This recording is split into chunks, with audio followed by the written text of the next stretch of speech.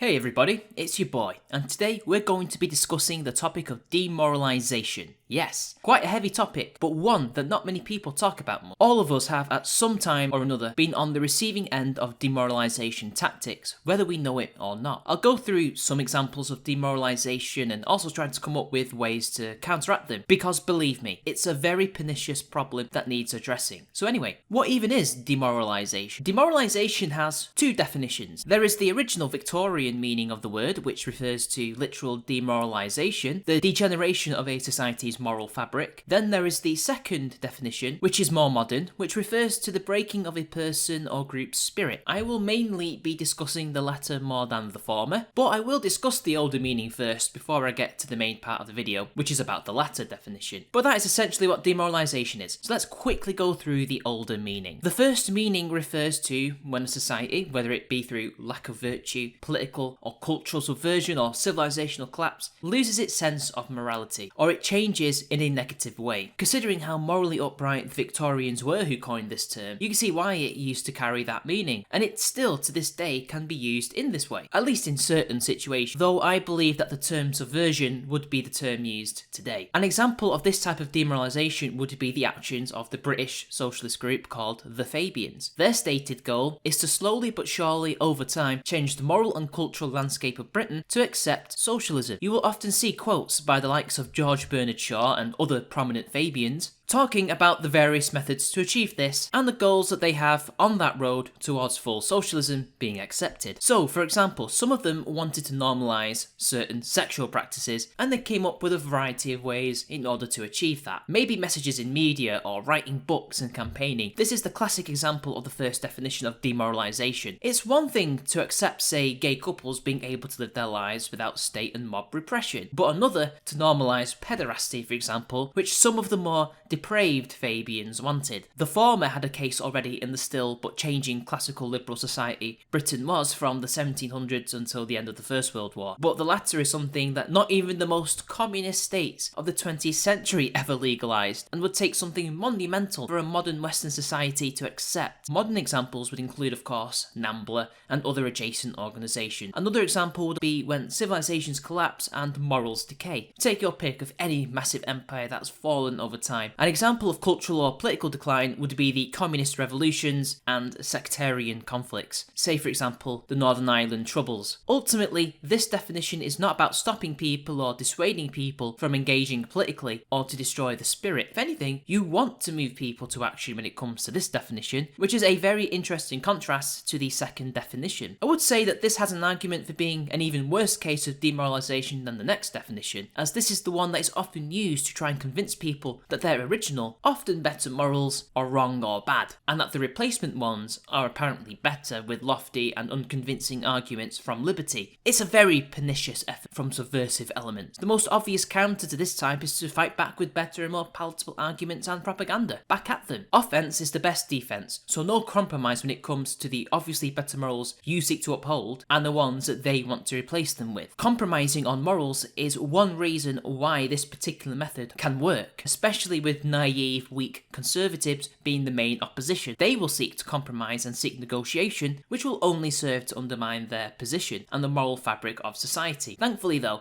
this method can be used in the opposite sense, to teach a society to have better morals, but it wouldn't be called demoralisation, but remoralisation, if that is even a word. Learn the signs, in particular, look for news articles or certain tropes in media for any patterns. These people laughably think that a film can change someone's moral character, but that doesn't mean they won't try to find other ways to propagandise. Now let us turn to the next definition. This is the definition that has taken hold of the word in more recent years, and it is something that I have talked about in regards to not giving up, not allowing yourself to get blackpilled and to keep fighting. You know the videos and tweets that I've made when it comes to that, but I don't think I've ever talked about how certain forces actually make you feel that way as opposed to how you make yourself demoralised and dispirited, which is just as dangerous. Essentially, the aim is not just to completely break you. That is not always possible, and most people are not so mentally weak that they will just completely isolate themselves from culture and politics. Just making sure you are at least apathetic to the issue that they are trying to prevent you from talking about, voting about, and fighting them over maneuver will do just fine. In fact, it's probably more ideal, just like in warfare, where the best tactic is defeating the enemy without even fighting them, be it a clever maneuver or a psychological trick. It's exactly the same with demoralisation. An example would include, and this comes from Freedom Alternative, who has a video on this, comedians or other significant cultural figures planting seeds of doubt and apathy in the general populace. His example was George Carlin's bit on voting and the political system, and how he doesn't bother voting and neither should you from way back in the 1990s. Lucian believes that this is a classic case of demoralisation, and may even have influenced enough centrists and right-wingers to not bother voting against Clinton. Although I am sceptical of Carlin's influence on the right, him being a centre-leftist at least by mid to late 20th century standards, I just don't believe that outside of making them laugh, he was influencing them to vote or not to vote. Maybe some of them saw the argument against voting and democracy that Carlin put forward, but by that logic, would he not have accidentally encouraged more leftists to skip voting that election than right-wingers? The left being his primary audience after all. Sure, Carlin was immensely popular and had admirers from both sides of the aisle, but I just can't see it. But that doesn't mean that comedians and other public figures can't be used to do this exact thing. It definitely has been done. Another example would be the media cooperating, if not implicitly, but explicitly on a campaign of demoralisation with each other. An example would be endless stories on death, disease, poverty, war, suffering on an endless loop on CNN, other news channels, newspapers and websites. Sure, these things happen and deserve airtime, but the oversaturation of it is not a coincidence. Even Bill Hicks recognised what this was designed to do.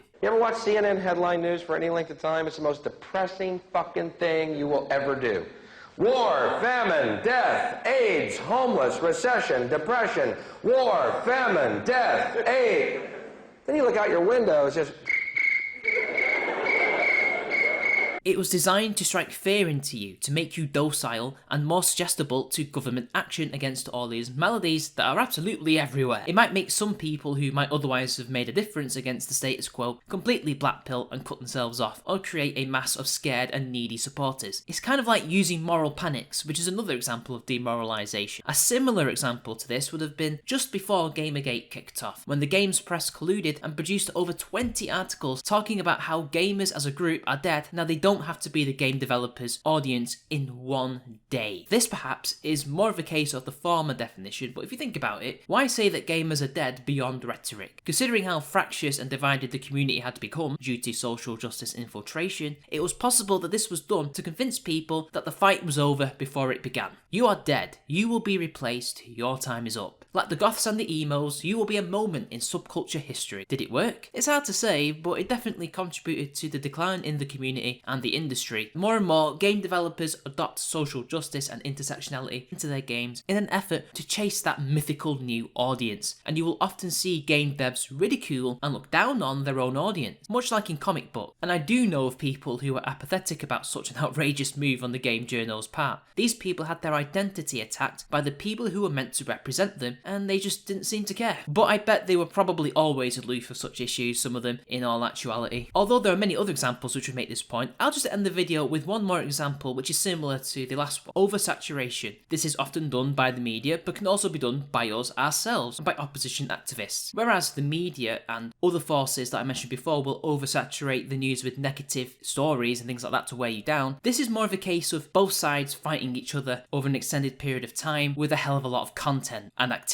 The idea is to just pump political and culture war type content out into the public space at such speed and quantity that in just a few years people will get tired just keeping up with it. This can affect normies, but considering normies are often unaware or barely aware of the culture war at the best of times, it's not aimed at them. It's aimed at the enemy. I've known many people that have had this happen to them, especially content creators. But why do they burn out? Well, the left who control the media narrative can frame things in such a way to make out that they are winning. They pump out as much material as they want because there's more left-wing outlets than right-wing ones, and they have more resources at their disposal, especially when compared to YouTubers and bloggers who are desperately trying to keep up with their usual one-man shows. If they can time their endless deluge right, if enough bad events happen against the right, it can make hundreds if not thousands right-wing activists and supporters lose hope and give up the fight. I don't think they need to do this, and they probably don't do this consciously all the time. Hell, they may even burn themselves out doing that. We've seen stories of leftist journalists saying that they have to remove their political lenses when just watching a film, and I think right-wingers often demoralise themselves by just being more jaded and prone to low spirits than the left is. The only remedies for this are basically to keep your spirits high by any means necessary. Even if you do need to bow out, at least make sure it's only temporary and to recharge the battery. There's nothing wrong with that. Trying to keep not only your spirits up, but others too. They are also under this deluge. If you have the resources, you could try the same tactics, but this would be a long-term prospect at best. And that is that. I hope that explained demoralisation well enough. I'll link Freedom Alternative's much more detailed video in the description. Do give him a view and a sub, and make sure he gets to 10k, guys. So until next time, I'll see you all later.